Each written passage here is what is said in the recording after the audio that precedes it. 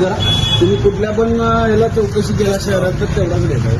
मी काय म्हणाले 45 होता गॅस डायरेक्ट 80 कसा काय झाला म्हणजे वरनं तुम्हाला आयुधा कुठल्या 5-5 रुपये वाढला. यार आला का तुम्हाला कुठला काय काल 75 होता.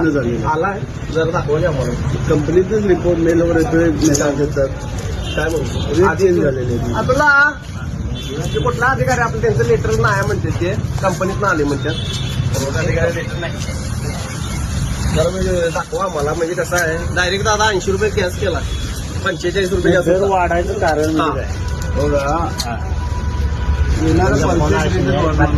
काय? मला सांगा तुम्हाला म्हणजे कसं शेवट कंपनी जे सांगते त्याप्रमाणे कंपनीचं लेटर बोलायचं मला दर वाढवा आहे कंपनीचे मेसेज तसं नाही ठीक आहे. 2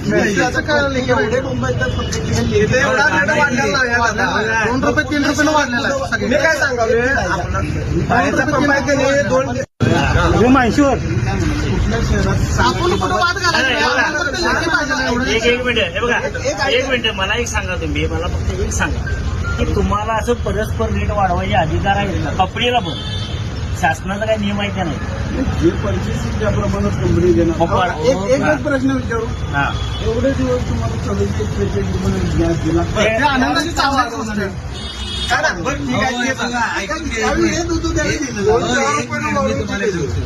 जर एखादा सरकारी गॅस तुम्ही सरकारी अधिकृत आहे नाही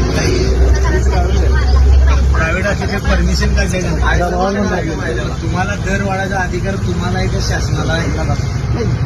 जर वरती रेट वाढले तर दर वाढवायचा लेखी काहीतरी असणार की आम्ही एखादा दर वाढवला का नाही तर आम्ही त्याचं आम्हाला लेखी येते लगेच. तुमचं काय म्हणणं आहे कोल्हापुरातच रेट वाढवणार आम्हाला देशात वाढवलेल्या दराबद्दल पण चिंता आहे. त्याचं कारण काय नाही युद्धाचं कारण देऊन गोरगरिबांना तुम्ही जर हे करत असतात आता आमच्या तुमच्या लेखी काय असेल तर ते आम्हाला दाखवा. जनतेचा अधिकारनामा जाणीव हक्काची या न्यूज चॅनलमध्ये जनतेच्या हक्काचा आवाज सत्ता व्यवस्थेचे प्रश्न थेट तुमच्यापर्यंत जाहिराती आणि बातमीसाठी आजच 70 57 87 98 02 शी संपर्क साधावा.